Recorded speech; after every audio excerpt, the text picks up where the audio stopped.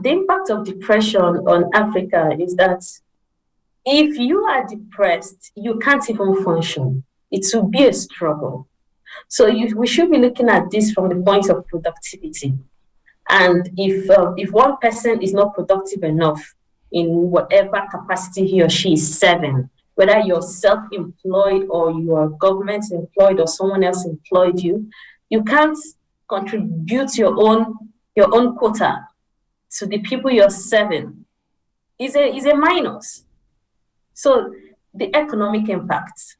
This podcast came to be because I want to reignite discussions about Pan-Africanism. And the purpose is to plant seeds of unity and inspiration among Africans, both at home and in the diaspora. I believe we have come to the stage where our continent is more vulnerable than ever, and it's up to us to decide our fate moving forward.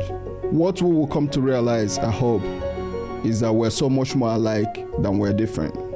And this show is just a small contribution to the public discourse that is going on in Africa right now. My name is Soshima Iro, and this is the Pan-African Experience. In today's episode of the Pan-African Experience, I'll be discussing stress management with Dr Ezinne Nnamdi-Louis. Dr Nnamdi-Louis is a medical doctor at the Royal Bournemouth Hospital here in the UK. She is also a stress management expert, and she helps professionals manage their stress on a day-to-day basis. She is the creator and host of the annual Stress Summit Africa, which started in 2020 and has made positive impact across Africa. She also trains African stress management coaches through series of online courses. I am grateful and honored to have Dr. Ezinne Nnamdi-Louis on the podcast.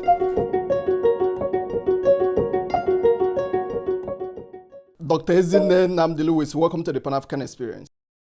Thank you. How do you refer to your what you do, your profession? Okay.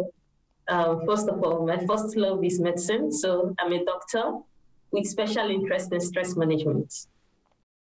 Okay. I think I invited you on for this podcast to discuss stress management, and because I came from a country that I would consider the most stressful country in the entire world, Nigeria.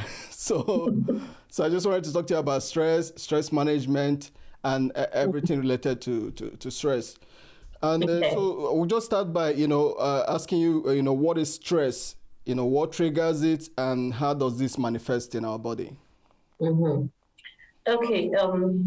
Stress is how we respond to a huge demand or a perceived threat. So that means we feel we don't have enough resources to tackle this huge demand, or something that looks like a threat, even though it's not real, whether it's just a perceived threat. And then our body start responding in different ways, okay? Our body is actually responding for us to do something about the situation, either to fight the situation, find solution to the situation, run from the situation, or just do anything so that we can cope and return back to the resting state. Now, it becomes a problem when we respond in a negative way, or when we ignore completely.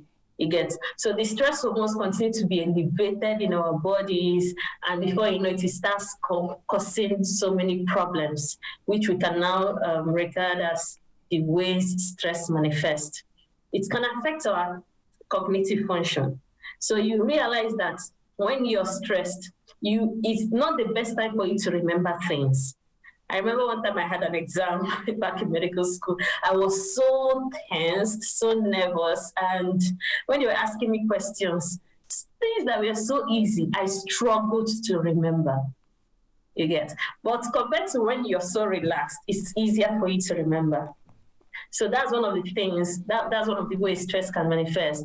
Again, forgetfulness. It can make you find it difficult to concentrate on things. It can affect your health. Okay, it does by worsening existing medical conditions, making them so difficult to manage, like high blood pressure, diabetes, even worsening heart conditions. All right, including stroke.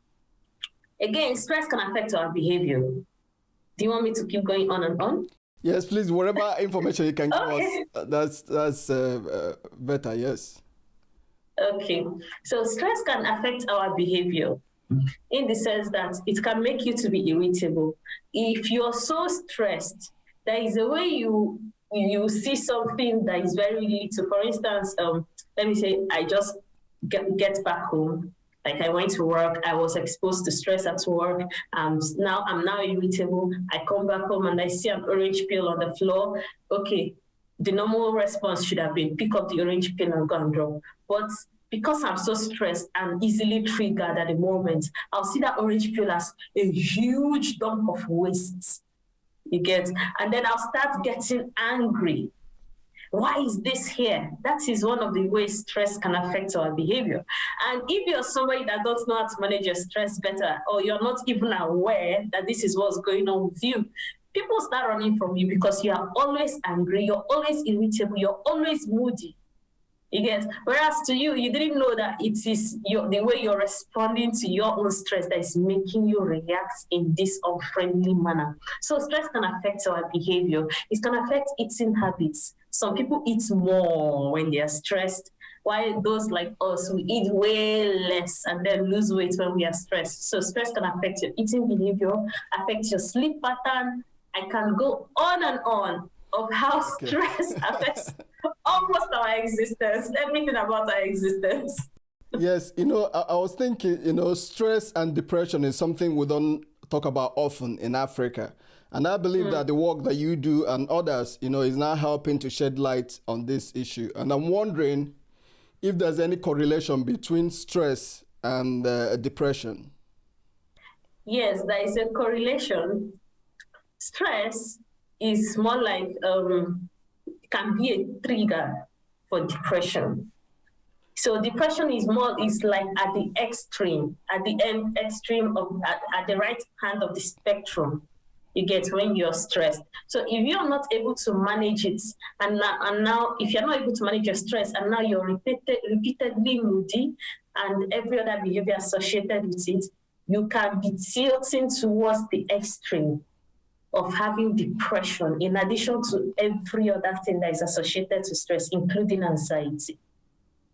Okay. So it is related. If you don't manage your stress, I think to an extent, you can be able to identify where you're moving towards that end of the spectrum and take action before it gets worse. I often hear about people say, oh, I'm depressed. I have I've said before, I had a friend that missed a flight and said, oh, I'm depressed. So can you explain the difference between, depression and sadness? Because sometimes we conflate these two things together. Yes, this question is very important because a lot of people throw the word around. Any little thing, I'm depressed. Depression is very, very dissimilar from sadness. Sadness is something, maybe an external influence happened and then you didn't feel happy about it and then you're sad.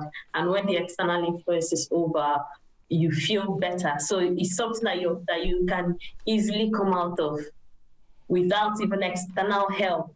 You can help yourself, as in you can feel better within a shorter period of time. Compared to depression, depression is persistent low mood for at least 2 weeks. You understand? This is depression in addition to other symptoms. So for you to say you are depressed, you must have experienced persistent low mood for at least 2 weeks. Then in addition to that, you can now be talking about lack of interest in things that used to interest you, feeling of worthlessness, loss of appetite, poor sleep, reduced energy. All these things are associated with depression, unlike sadness, where it's something that you can easily come out of and it doesn't need to get up to 2 weeks. So they are very different. You have been conducting Stress Summit Africa for a few years now. And I was wondering, what you think is the impact of depression on Africa in our continent? I wish I have statistics to let you know. Unfortunately, we are poor in that area. the impact of depression on Africa is that if you are depressed, you can't even function. It will be a struggle. So we should be looking at this from the point of productivity. And if one person is not productive enough in whatever capacity he or she is serving, whether you're self-employed or you are government employed or someone else employed you, you can't contribute your own quota to the people you're serving. Is a minus. So the economic impact, and also to talk about the cost. Let me say you've been employed and now you're going through depression, and the time you're spending to get help is costing the company man hours, all right? Because sometimes they'll have to pay someone else to come and replace and do the job, okay? So these kind of things would impact on the economy of a nation, of a society. That's why the awareness of it is very important one, and then support and not stigmatization is very, very important. Because if people who are depressed can get adequate support, both in their workplace and from family, every kind of support, then they can work towards recovering better and also being productive despite having a mental health concern. It's just like physical health. You can't tell somebody that is having blood pressure issues not to stop working or stigmatize against the person because the person has blood pressure issues. No, the same support you give this person should also be the same support you're going to give someone that has a mental health concern. Okay, you were talking about data there with regards to impact of depression in Africa. I just had a quick look at World Health Organization. In 2009, they estimated Kenya's age standardized suicide rate to be 11 in 100,000. The World Health Organization again went on to say that this suicide rate is even higher in Nigeria and in Ivory Coast, with more than 15 suicides per 100,000 citizens. However, like I always say, Kenyan government in their suicide prevention strategy report said there is scarcity of data on suicide rate. But I want us to continue this conversation on the notion that World Health Organization's data is correct, that there is this level of suicide in Africa, and which poses me a lot because when I was growing up, I'm not sure about you, but certainly when I was growing up, there was never like stories of suicide in my state or in my community. It seems like the increase in suicide rate in Africa is almost like a new phenomenon. And I don't know what to attribute this to, because we've always had suffering. Certainly me. We've always had the suffering. We've always had the mismanagement of resources. We always have, as country has never been perfect. So I don't know why the suicide rate has increased. And, do you have any thoughts on that? Because you speak to people all the time. You have courses and lectures. You speak to people. What's your feeling towards these statistics? Regards to these statistics, this is what I think. I don't know the era you grew up in, whether it's the 70s, 80s, or thereabouts. Okay, great. So in that era, you would agree with me that growing up then, you had a lot of people you grew up with. Like there was this kind of community relationship. You could know everyone in your neighborhood. You guys would gather together, play football, watch movies together, that kind of thing. You share problems from the point of not from the point of competition, but from the point of this is what is going on with me. And so that support was there. People were more closely knit in their families, you get. But in this era that we are in right now, you won't find all of those. It's like we are running on a more personalized race. You get, everybody is more interested in their own thing. That community sense is reduced. Family units, a lot of divorce is going on right now. And when you grow up in a family where there's a dysfunctional family, let me start. If you grow up in a dysfunctional family, the risk of having mental health concerns is more. compared to people that had that support. So I think it boils down to diminishing support compared to the time, the 80s, the 90s, the 70s. And then social media, I think social media has also contributed, because you can be in your 20s right now and then you see someone that is just 18 years making millions, and then you start wondering, what's going on with my life? Why am I not progressing? Why? As in, there are a lot of things to see that will make you question your own existence. And when you start having such negative thoughts, it can be a trigger. It can be a starting point to something worse. That's unhealthy comparison. There was something else that came to my mind when I was talking. Aside social media, family. If I remember it along the way, I'll bring it up again.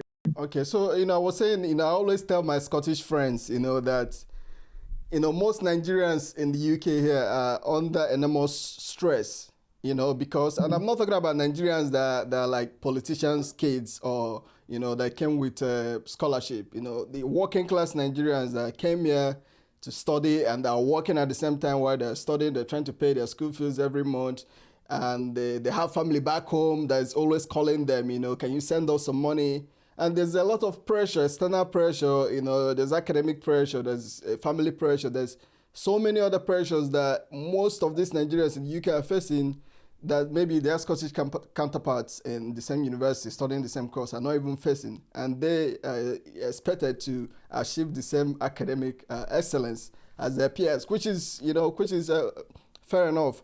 And I've noticed certainly in Aberdeen here, a lot of like Africans who are having like a depression or some mental health issues. And obviously I'm not a professional, but I will attribute it to this stress, these factors that I've stated now. And it's very appalling to see, not appalling, but very sad to see that this is happening. But what I wanted to ask you, which you have, do you wanted to say something with regards to that? Yes. Okay. Yes, I wanted to say something. We can only take in much. We can only cope with a certain amount. But when we are stretched, how far can we go? It's just like the rubber band. I don't know, I've talked about rubber band analogy a lot. It's just like the rubber band. When you overstretch it, it will snap. So when there is only a much we can handle. Our resilience reaches a particular threshold individually. So if you are subjected to a lot of stress from work, stress from academics, stress to have food to eat, stress from family, if you're now married, stress from marriage, stress from parenting, what do you expect? The person will break down because it will be so difficult to cope. So I'm really, really sorry that a lot of people are going through what, yeah. It's really sad to see. Yeah. I know you have mentioned some of these clues in your previous answers, but I was wondering if we can delve into this a little bit more. What are the clues to identify depression? Because, sometimes people could be depressed, but they don't know, or maybe their loved one is depressed and they don't know. So what are the signs that could possibly point towards depression? Okay, depression, first, the persistent low mood for at least 2 weeks. Then you will notice that the person is now withdrawing from social gatherings. The person doesn't want to keep up with conversations, or the person doesn't even, you are making the person, trying to get the person to attend events. The person doesn't want to. So they're just withdrawing from anything social gathering, anything related to human beings, right? And then there's this lack of energy. Other people may interpret it as the person is lazy. That is not laziness. It's just the reduced energy. And then there is loss of interest in things that usually interest them. You see this person that used to love watching movies a lot. You get, all of a sudden the person is no longer interested in these things. And then there's this feeling of worthlessness. As in they question, why am I even existing? all right? Then appetite, there is loss of appetite. They have sleep issues, maybe difficulty in sleeping, or they start sleeping and they can't sustain the sleep. So they'll have to wake up intermittently because they can't sleep well. And that is also what we talk about stress. So my baby is crying right now and I can hear him loud and I'm like, oh, I have this interview, I have my baby. It's enough to subject me to stress. And because the stress hormones are trying to get me to do something or to take care of the situation, I'm losing concentration, I'm losing focus. And if you were my boss, I may make mistakes and you'll be like, oh, this lady is not serious. These serious presentations and you're making mistakes. Stress can cost you your job. By the way, I will be a considerate boss because I will speak to you to see if there's any issues that we can resolve.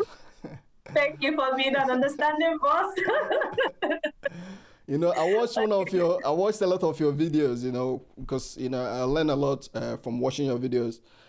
And you once, in one of your videos, I don't know if you remember this, you know, you did a video about 5 things you should never say to a depressed person. You know, I wonder if you can elaborate on this a little bit. Not verbatim, yes. But yeah, if you can remember some of this. Yes. 5 things you should never say to a depressed person. Number 1, don't tell someone that is depressed, you are not depressed. You don't say that because it's more like you're undermining what the person is actually feeling. You understand? And then the second thing is you don't just tell the person, hey, it's a normal thing. Depression is not normal. That everyone is throwing the word around does not mean it's a normal thing. The person needs help and urgent help. That reminds me, the other symptom I said I forgot was suicidal ideation. When you see somebody that is now talking about taking his or her life, don't let that person be until he or she gets help urgently. Now, the third thing is that you don't tell the person, snap out of it. You're doing too much. You can't. If anybody is listening to us and has heard all we have explained about how deep and how dark depression can be, you will know that it's not something that somebody just come out of, hey, I'm no longer depressed. No. The person needs help. Lack of energy. They are withdrawing from people. That they don't even have energy to surmount the situation and help themselves. So they need external influence. They need direction. They need guidance. They need therapy to help them come out of the situation. All right? And now you don't tell the person, hey, you're just lazy. You're seeking attention. This is someone that has low energy, which is one of the symptoms of depression. They are not being lazy. It's just how they feel. Okay, and then finally, don't tell the person. It's not a time to start comparing the person's situation to your own situation and start saying things like, "Hey, I've been through worse situations. What's going on with you?" You know, you don't undermine people's feelings because one thing is this: we have different thresholds in coping with situations. If both of us are faced with the same pressure, let me say we are working in the same place and we are faced by the same boss, the same workload, how you would cope will be different from how I cope because a lot of things surround how each person copes. So if I now come out and tell you, hey, this work is stressing me out, the best you can do for me is to listen. And not to compare or not to tell me things like, it's not the same work we are doing. I better come off it. No, you don't undermine what I'm telling you because what I'm telling you can become a serious issue that will make me go into depression or start having anxiety issues. So first of all, listen to me. Try to put yourself in my shoes. Try to understand my own circumstance. Maybe you have better family support than me. Maybe your health is stronger than me, and I don't have enough. I'm not healthy enough to cope. You understand? So these things buttress the point that we respond in different ways, even to the same degree of stressors. So you don't tell someone that is going through depression, my own is worse. No, you don't do that. Listen first and see if they need help. Yeah, I often equate suicide or suicide thoughts to mental health issue, but now I'm thinking, what role does stress play in this, if any? Is it almost like a point of no return? And how does stress factor into this point now? Yes. If you are repeatedly stressed, or you have various sources of stress and you're not able to cope. Remember, we talked about a spectrum. And when you go to the end of the spectrum, you will now start experiencing worse situations, of which depression and anxiety can be there, burnout can be there, anything can be there. All right? And then depression is a major risk of suicide. So if you can start by coping with your stress or finding ways to cope with your stress initially, if you were meant to get depressed within the month, based on all that is going on for you, but because you're able to identify that something is wrong and you need to do something about it, it will, to an extent, go a long way in helping you prevent yourself from getting to that end of the spectrum. So yes, stress is related. Yeah, I was wondering, from your studies and practice, whether you've encountered any link between stress and diseases. Yes. There are several studies out there that link stress to diseases. However, most of them, or rather all that have come in contact with, didn't mention that stress causes these diseases directly, but indirectly, okay? So if someone has a pre-existing health condition, that's when you can say stress is worsening the condition. Like blood pressure being more difficult to manage, diabetes more difficult to manage, worsening ulcers, stomach ulcers. Stress can contribute to stroke, not that it's causing stroke, all right? It can also contribute to heart attack, not directly as well, okay? And then other ways that stress can contribute to health conditions is how people are coping or how people are managing their stress. If someone is using cigarette smoking to cope with the stress, of course, there are so many diseases associated with increased smoking, including cancers. All right, so this is now stress indirectly contributing to these. The same with alcohol intake. So people are using alcohol to cope. So increased alcohol intake is associated with certain health conditions, including liver diseases, okay? And then other things like when you're not sleeping well as a result of stress, poor sleep has been linked to cardiovascular disease, that's heart conditions, right? And also poor sleep has been linked to memory issues, including a disease called Alzheimer's. It's a memory issue, memory loss. And then again, the way we eat. I'm sure you must have heard that food is medicine. So if someone is undergoing stress and in the process is now overeating, the person is at risk of obesity. I have a friend who became really obese through this way. Again, she was using comfort eating, emotional eating to cope with her mom's loss. And before you know it, she was already overweight and obese. She was already obese, not just overweight. Until she identified the root cause of why she was eating that way.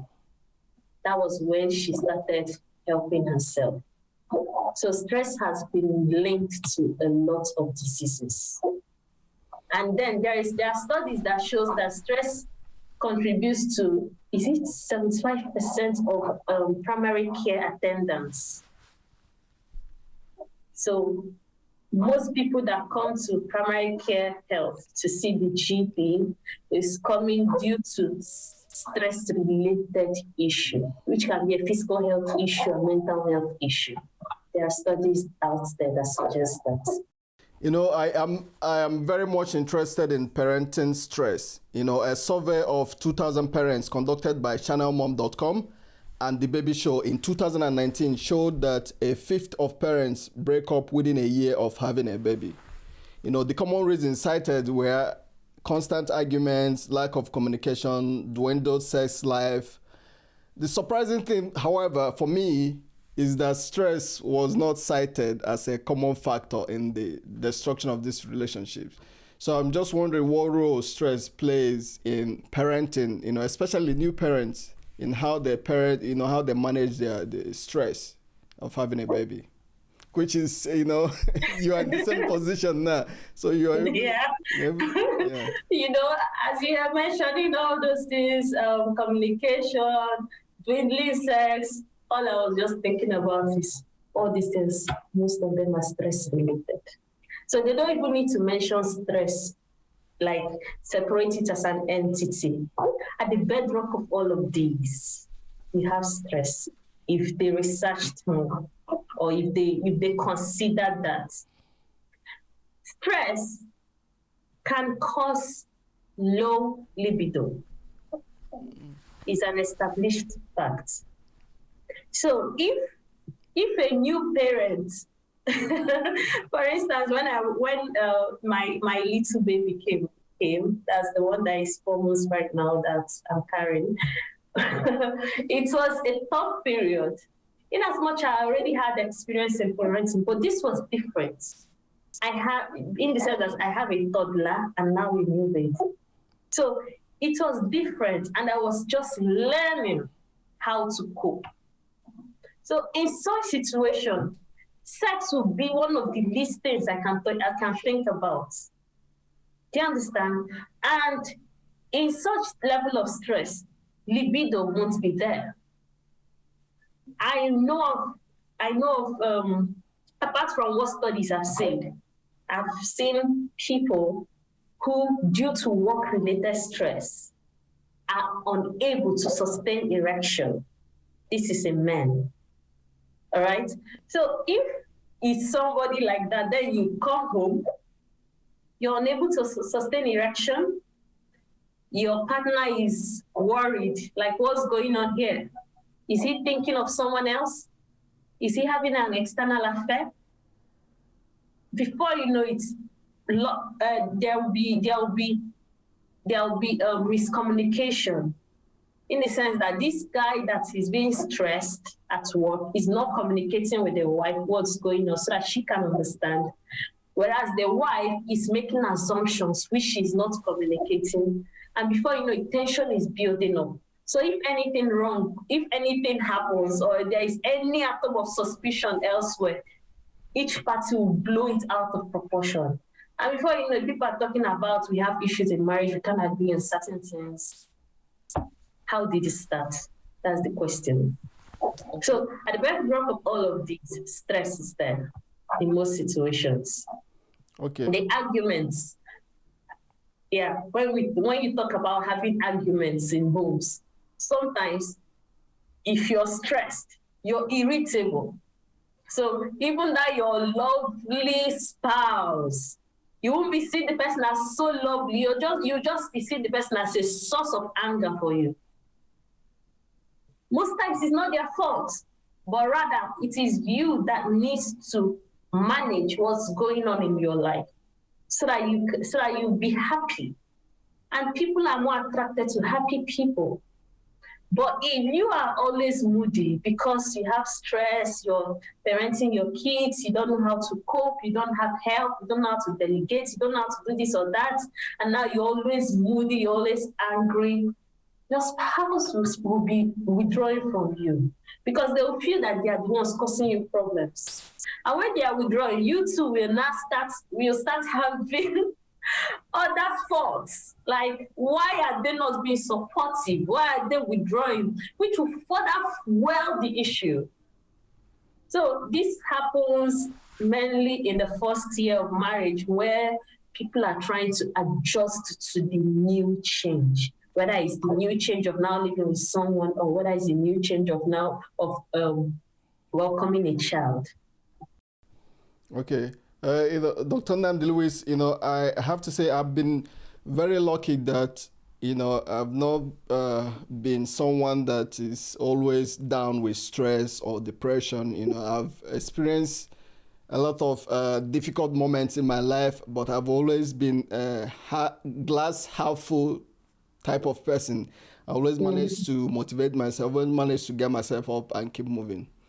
So, but that brings me to the question of, resilience. Why do some people have more resilience or higher tolerance for stress than others? Because, like I said about me, I don't think I'm anything special. So why is these differences there? Okay, there are several factors. One of them is health. If you have poor health, you won't be able to cope as much as someone that has great health. And then the second thing is support. For instance, there was a time a part of a market in Nigeria burnt down. So you realize that a lot of people, to them, it was the end of the world. Whereas some people bounced back better. Why is this? Because of support.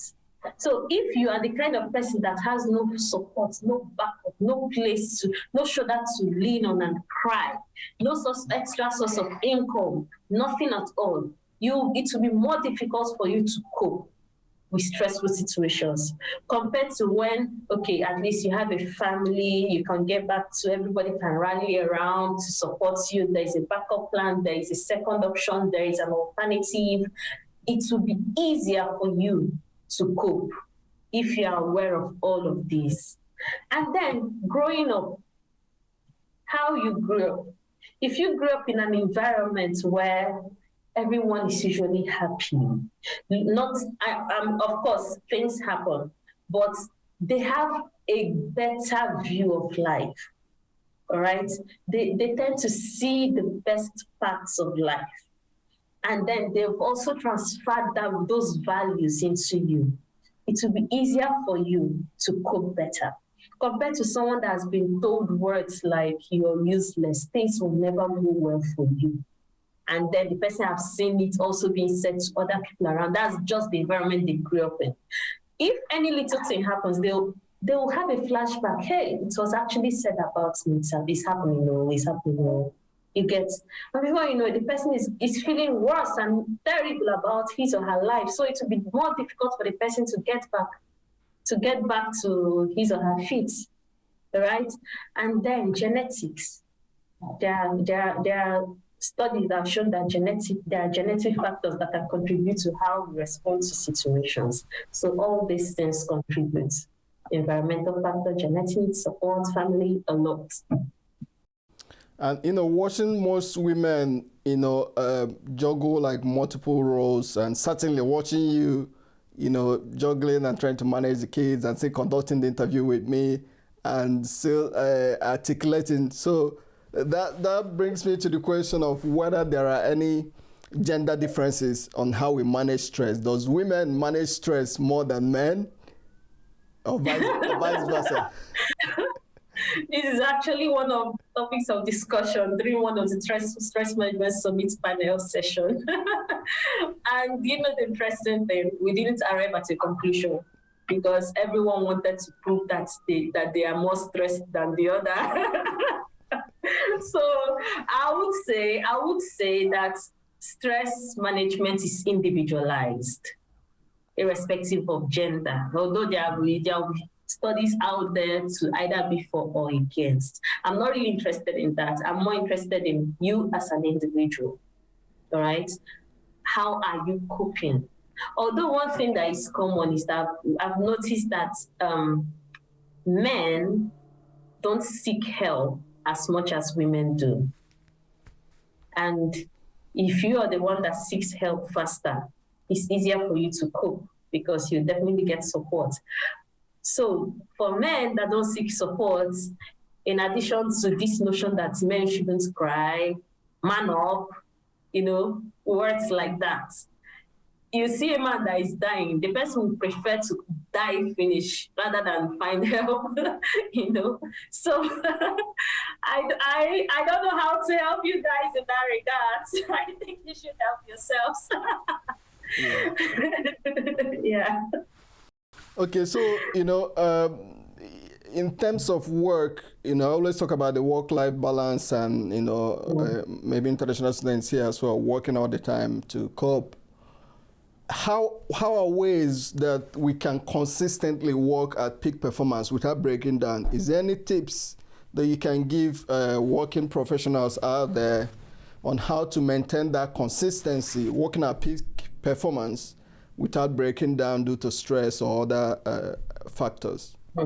Yes, there are several tips, but I'll highlight the ones that come to mind and are really important. Number one, you have to be self-aware. That is very important. Self-aware means, what are your triggers? How much can you handle per time? How do you recognize that you're stressed and you need rest? So how you need to be self-aware enough to know, okay, I've reached my limits. If I continue like this persistently, I may burn out. And once you experience burnout, it will be difficult for you to come back to your productive self. Burnout is not something I wish for anybody. I've been there. It's terrible. And then you should schedule your rest. We see people, we always scheduling activities, scheduling this. How about your rest? Can you bring out a day where you say, okay, no work today, I just need to rest. I just need to focus on anything that is outside work. I just want to spend time with families. I want to play Ludo and enjoy hobbies. And in addition to that, during your work each day, are you able to incorporate timeouts, like time when, like even if it's 5 minutes, you stretch, relax your shoulder? Because one thing you notice is that when there is a way you keep working and you don't remember that your shoulder has been tensed all along. You can check. Okay. So, yeah, no, you can check. Like I can check your shoulder to see. Yeah, you can check if your shoulder is relaxed. Okay, yes. Yeah. Great. So all these little things, okay? Scheduling your rest, being self-aware, and then trying to surround yourself with positive people that add to your mental wellness bank and not people that subtract. Very important, whether it's the environment you're in or the people around you. And then it will sleep well. Sleep well. This is not the time where you say, I need to sleep 2 hours to be highly productive. No, sleep is part of productivity, but it's not oversleep, So I'm not talking to lazy people. I'm actually talking to hardworking people. Yeah, and I would like to add, exercise to that as well, because I find exercise to be very helpful to me because, while I'm doing this podcast, which is almost like a full-time job, I also have my full-time job. So sometimes people ask me, how do you manage all these things? I find that exercise, I try to exercise, most mornings before I start my day. It helps me a lot to get on with what I need to do and start doing it without being too much stress. So exercise helps as well. Yes. So just to end, I have my last question because I know I'm keeping an eye on the time for you. So this is my last question. You recently finished Stress Summit Africa, and I'm assuming there will be another Stress Summit next year, right? So can you talk about this summit? Why did you start this Stress Summit Africa, and what does it entail, and what do you hope to achieve with it? Okay, Stress Management Summit Africa is an annual event that started in 2020 at the peak of COVID, April 2020. So it was at a time when I wasn't at work. I was home then, and I saw how my colleagues were at the forefront helping people. And I was like, what can I do? How can I contribute to my own quota? I was already doing the stress management thing, helping people, teaching and all of that, but I wanted to do more. So the idea came, why not host a summit, bring professionals across the world and help people. I just shared the idea with my mentor. Let me say this happened on the 3rd of April. The idea just came and I had a meeting with my mentor. I told her, this is what I want to do. Immediately, she made me to start working, like start doing things to make sure that this event comes to pass. Put a date. I had to put a date, and I just had 21 days to put up the flyer, write to people, invite people to speak. It was a lot because I did all of this myself without a team then, although it's now better now. And it was a success. We reached about 250 people. Then it wasn't Stress Management Summit Africa. It became Stress Management Summit Africa in the second event. In the second event, I was like, in the first event, we had, I think he's Scottish or Canadian, I don't remember exactly, who spoke at the first event. I was like, why go out there to look for people when we have resourceful hands amongst us? And there are a lot of mental health activities in the Western world compared to Africa. So why not focus on Africa? And that's how the idea came. Let's do it for Africa by Africans. Okay? That's how we now narrowed it down to Stress Management Summit Africa. And the goal is to increase awareness of the dangers of stress and how to manage it across Africa. And we aim to reach about 1 million people by 2040. All right, so this is what we do. And we are also looking forward to host another one April next year to reach more people. It's been amazing. It's really been amazing. The feedback has been worth it every year. It's been really amazing. Yeah, honestly, I would say that we really, really need it. Like I said, in most African countries, certainly Nigeria is one of the most stressful countries to live in. Even to start to go home, if I want to go home to Nigeria, I'm already planning how is my movement going to be from A to B, So, I see. So what you're doing is very good, for people to become aware of stress, to become aware of how to manage stress. So that's really good. And I just wanted to know if there anything else you would like to add, because we've come to the end of the podcast. I must say thank you. Thank you for this opportunity to share a lot within a short period of time. And to everyone out there, be intentional in managing your stress. If you're aiming for a healthier life, more impactful life, more productive life, you should know how to manage your stress. Make it a priority. I know you're chasing the money, but you need help to chase money, and you need help to enjoy the money. So make it a priority as well. Okay, thank you. We'll end on that note. Dr. Ezinne Nnamdi-Louis, thank you very much for coming on the show. Thank you. It's all right. Thank you.